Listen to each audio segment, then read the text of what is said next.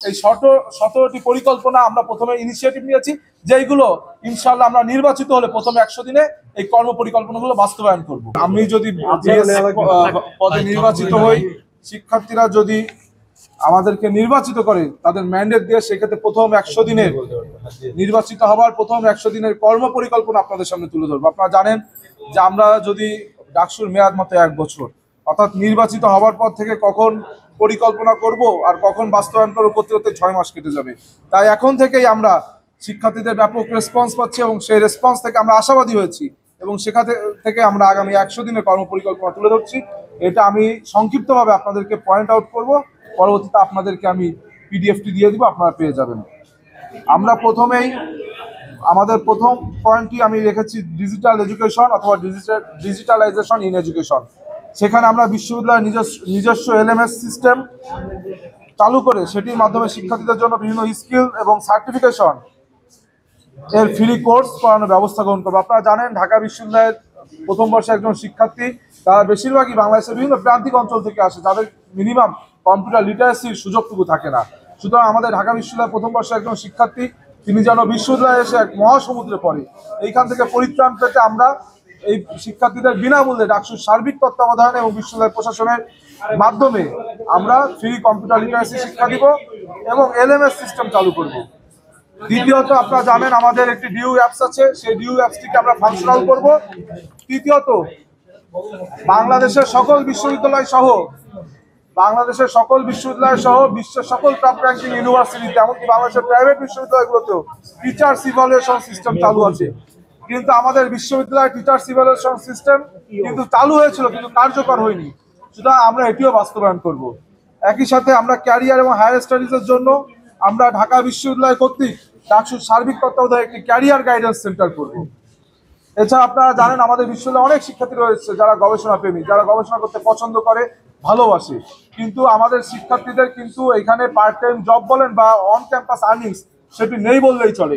কিন্তু আমরা যদি আর এ সহ টিএ সহ বিভিন্ন শিক্ষার্থীদেরকে নিয়োগ দিতে পারি, তারা সেক্ষেত্রে কিন্তু তাদের পার্ট টাইম যে আর্নিংস তারা ক্যাম্পাস থেকেই করতে পারবে। এছাড়া আপনারা জানেন যে বিশ্বের সকল ইউনিভার্সিটিতে ওপেন ক্রেডিট ট্রান্সফার সিস্টেম আছে, কিন্তু আমাদের ঢাকা বিশ্ববিদ্যালয়ে এই সিস্টেমটি নেই। যার কারণে আমাদের ঢাকা বিশ্ববিদ্যালয়ে একজন শিক্ষার্থী চাইলেই তার ক্রেডিট ট্রান্সফারের মাধ্যমে তিনি বহির্বিশ্বের কোনো ভালো বিশ্ববিদ্যালয়েও যেতে পারে না। এই জন্য আমরা আউটওয়ার্ড ক্রেডিট ট্রান্সফার এবং বিভিন্ন এক্সচেঞ্জ প্রোগ্রাম করব। বিশ্বের সকল ইউনিভার্সিটিতে কিন্তু এক্সচেঞ্জ প্রোগ্রাম হয়, একাডেমিক্যাল এক্সচেঞ্জ হয়, ট্যালেন্ট হান্ট এক্সচেঞ্জ হয়, কিন্তু আমাদের এই বিশ্ববিদ্যালয়ে কিন্তু এরকম কিছু হয় না। এটি যদি আমরা করতে পারি, সেই ক্ষেত্রে কিন্তু একটি ইন্টারন্যাশনাল হাবে রূপান্তরিত হবে আমাদের ঢাকা বিশ্ববিদ্যালয়। এছাড়া আমরা ফিমেল ফ্রেন্ডলি ক্যাম্পাস নির্মাণে আমাদের যে, আপনি জানেন যে আমাদের হলগুলোতে কিন্তু প্রবেশ সীমা যেমন সীমিত করা, ঠিক একইভাবে আমাদের নারী শিক্ষার্থীরা একজন আরেকজন হলে প্রবেশ করতে পারে না। সেই বিষয়ে যে কালো আইনগুলো রয়েছে সেগুলো আমরা বিলোপ করার জন্য কাজ করব। এছাড়া আমাদের নারী শিক্ষার্থীরা, আপনারা জানেন ঢাকা বিশ্ববিদ্যালয়ের নারী শিক্ষার্থীরা বিভিন্ন কাজে, টিউশন হোক অথবা বিভিন্ন কাজে ঢাকা শহরে বিভিন্ন প্রান্তে যায়, কিন্তু বিভিন্ন সময় তারা বিভিন্ন হ্যারাসমেন্টের শিকার হয়, বিভিন্ন অ্যাসল্টের শিকার হয়, কিন্তু তাদের বিচার দেওয়ার জায়গা থাকে না। সাময়িকভাবে, তাৎক্ষণিকভাবে তারা যে একটি সমাধান পাবে সেই ব্যবস্থাও তাদের থাকে না। এই জন্য আমরা ঢাকা বিশ্ববিদ্যালয়ের সার্বিক তত্ত্বাবধানে, ডাকসুর সার্বিক তত্ত্বাবধানে আমরা একটি 24x7 হেল্পলাইন চালু করবো, যেটা আমাদের বাংলাদেশ জাতীয়তাবাদী সমর্থিত যে প্যানেল তাদের ইস্তাহারে কিন্তু মোটা দাগে লেখা আছে। একইভাবে আমরা, আপনি জানেন যে আমাদের যারা অনাবাসিক শিক্ষার্থী, তারা কিন্তু চাইলেই আবাসিক বিভিন্ন যে সুযোগ সুবিধা সেটি থেকে সুযোগ সুবিধা ভোগ করতে পারে না। কারণ কি, কিন্তু আমাদের শিক্ষার্থীরা নারায়ণগঞ্জ থেকে আসে, অনেক দূর থেকে আসে যারা অনাবাসিক শিক্ষার্থী, কিন্তু পরীক্ষার সময় কিন্তু তারা একটা কঠিন সময়ের ভিতর থেকে যায়, তারা প্রস্তুতি নিতে তাদের সেই দূর থেকে এসে এখানে পরীক্ষা দেওয়া সম্ভব না। সেই ক্ষেত্রে আমরা আবাসিক হলগুলোতে 2 থেকে 5টি রুম আমরা আলাদা করে বরাদ্দ করব, যেটিতে আবাসিক শিক্ষার্থীরা, অনাবাসিক শিক্ষার্থীরা বিভিন্ন সময় সিট বুকিং এর মাধ্যমে সেখানে তাদের পরীক্ষার সময়গুলোতে থাকতে পারবে এবং সুযোগ সুবিধা নিতে পারবে। এছাড়া এবং একটি সেফ এবং সিকিউর ক্যাম্পাসের ক্ষেত্রে আপনারা জানেন যে আমাদের ক্যাম্পাসে যে মেডিকেল সেন্টারগুলো রয়েছে খুবই খারাপ অবস্থা। এই ক্ষেত্রে আমরা এই মেডিকেলকে আধুনিকরণ করার জন্য ইনিশিয়েটিভ নেব। এছাড়াও বিভিন্ন গার্লস যে হলগুলো রয়েছে সেই হলগুলোতে কিন্তু কোনো মেডিসিন সেন্টার নেই, মেডিকেল কর্নার নেই। একজন নারী শিক্ষার্থী 11টার পরে অসুস্থ হয়ে যদি মরেও পড়ে, তাও কিন্তু এই বিশ্ববিদ্যালয় প্রশাসন তাকে হসপিটালে নিতে মিনিমাম 1 ঘন্টা থেকে 1.5 ঘন্টা সময় দেবে এবং বিভিন্ন লেন্দি প্রসেস মেনটেন করে তাকে যেতে হয়। এই জন্য আমরা চেষ্টা করবো ছোট পরিসরে, যেন নারীদের হলগুলোতে, যেহেতু তাদের বের হওয়ার একটি লিমিটেশন আছে, সেই জন্য তাদের সেই হলগুলোতে যেন আমাদের ছোট করে মেডিকেল সেন্টার করতে পারি, যেখানে নারী ডক্টর 24/7 থাকবেন।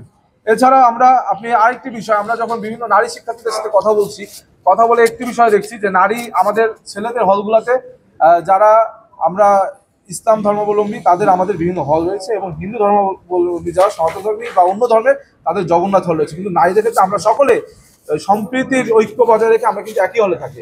এই ক্ষেত্রে একটি সমস্যা হচ্ছে, সেটি হচ্ছে যারা প্র্যাকটিসিং মুসলিম এবং যারা প্র্যাকটিসিং হিন্দু তাদের ভিতরে একটা সমস্যা হচ্ছে, একই ঘরে তাদের থাকতে হচ্ছে। সেখানে যারা নামাজ পড়ছে তারা তাদের যে প্রতিমা বা দেবতা তাদের কারণে নামাজটি করতে তারা পারছে না, তখন ঢেকে রাখতে হচ্ছে। একইভাবে আমাদের যারা নারী সনাতন ধর্মাবলম্বী শিক্ষার্থীরা রয়েছে, একজন মুসলিম নারী যখন তার রুমে গরুর মাংস খায় সেক্ষেত্রে কিন্তু তারা বিভিন্নভাবে তাদের কার্যক্রম ব্যাহত হচ্ছে। এই জন্য আমরা নারীদের যে হোস্টেল সেই হলগুলোতে যেন সনাতন ধর্মাবলম্বীদের সেপারেট ফ্লোর করা যায়, এই বিষয়ে আমরা বাস্তবায়ন করবো। কেননা এটা অধিকাংশ পাঁচটি নারীদের হলেরই কিন্তু এটা একটি দাবি। এই দাবি প্রেক্ষিতে এটা আমরা বললাম। একই সাথে আমরা জোন ক্লাসিফিকেশন, আপনি জানেন বিশ্ববিদ্যালয় এরিয়াকে আমরা ছাত্রদল মনোনীত যে সমর্থিত যে প্যানেল আমরা বলেছি, আপনারা দেখেছেন এই বিশ্ববিদ্যালয় কিছু থাকুক না থাকুক বহিরাগত যানজটের কিন্তু ব্যাপক সমস্যা, এবং যার মাধ্যমে আপনি অমর একুশ হলের সামনে যাবেন, একজন শিক্ষার্থী ক্লাস শেষে অমর একুশ হলের সামনে যেতে তার আবাসিক হলে যেতে তার মিনিমাম 1 ঘন্টা সময় লাগবে। আপনি লেদার ইনস্টিটিউটে যাবেন সেই ক্ষেত্রেও কিন্তু তার 1 ঘন্টা সময় লাগবে। এরকম বহু প্রতিবন্ধকতা রয়েছে। এই জন্য আমরা জোনকে ক্লাসিফিকেশন করেছি। বিশ্ববিদ্যালয় এরিয়াকে আমরা গ্রিন, ইয়েলো এবং রেড জোনে ভাগ করে যানবাহন এবং বহিরাগত নিয়ন্ত্রণ করব। একই সাথে ওয়াশরুম মেইনটেনেন্স, আমাদের ঢাকা বিশ্ববিদ্যালয় প্রাচ্যে অক্সফোর্ড বলি আমরা, কিন্তু এই বিশ্ববিদ্যালয়ের যে ওয়াশরুমগুলো অত্যন্ত আনহাইজিনিক। এমনকি আপনারা জানেন হাফ অফ দ্য স্টুডেন্টস আর উইমেন, কিন্তু তাদের half washroom women friendly washroom পর্যন্ত নেই। আমাদের কলা ভবনের উদাহরণ যদি দিই, 20টি ওয়াশরুম আছে, একটি মাত্র ফিমেল ফ্রেন্ডলি ওয়াশরুম।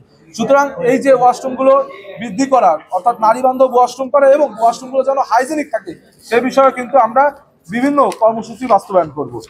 এছাড়াও আপনারা জানেন আমাদের অনাবাসিক শিক্ষার্থীদের একটি সহজ যাতায়াত মাধ্যম হলো বাস রুটগুলো।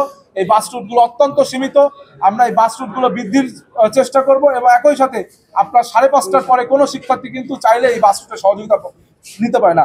আমি বিশ্বের বিভিন্ন ইউনিভার্সিটিতে গিয়েছি, আমি ব্যাংককে AIT-তে যে দেখেছি সেখানে 24/7 বাস সার্ভিস চালু আছে। সুতরাং আমাদের বাংলাদেশের প্রেক্ষাপটে এটি যদি সম্ভব না হয়, কিন্তু মিনিমাম রাত 12টা পর্যন্ত আমাদের শিক্ষার্থীরা যেন বাস রুট ব্যবহার করতে পারে, আমাদের বিশ্ববিদ্যালয়ে বাস রুটের সুযোগ সুবিধা নিতে পারে, সেই ব্যবস্থা আমরা গ্রহণ করব। এছাড়া আপনারা জানেন আমাদের ঢাকা বিশ্ববিদ্যালয়ে বিভিন্ন ক্লাব রয়েছে, সেই ক্লাবগুলোকে এম্পাওয়ার করতে পারলে আমাদের কিন্তু মুক্ত বুদ্ধির চর্চা হবে, আমাদের মুক্ত বুদ্ধির বিকাশ হবে। সেইগুলোকে আমরা বিশ্ববিদ্যালয় প্রশাসন এবং ডাকসু সার্বিক তত্ত্বাবধানে এম্পাওয়ার করার চেষ্টা করবো। এছাড়া আমাদের একটি অ্যালুমনাই আছে, আপনারা জানেন অ্যালুমনাই অ্যাসোসিয়েশন, যেটি মোটামুটি কার্যকর হয়েছে। কিন্তু আমরা যে অ্যালুমনাইয়ের সাথে আমাদের যে রানিং স্টুডেন্টস তাদের যেন একটি ব্রিজ হয়, যার মাধ্যমে আগামী দিনে ক্যারিয়ার ওরিয়েন্টেড বিভিন্ন কার্যকলাপে তারা যেন সহযোগিতা পায়। এই 17টি পয়েন্ট আমরা আপনাদের সামনে তুলে ধরেছি। আপনারা জানেন যে আমার ব্যালট নম্বর 17, সেটার সাথে এক ধরনের মিল রেখেই এই 17টি পরিকল্পনা আমরা প্রথমে ইনিশিয়েটিভ নিয়েছি, যেইগুলো ইনশাআল্লাহ আমরা নির্বাচিত হলে প্রথম 100 দিনে এই কর্ম পরিকল্পনাগুলো বাস্তবায়ন করব।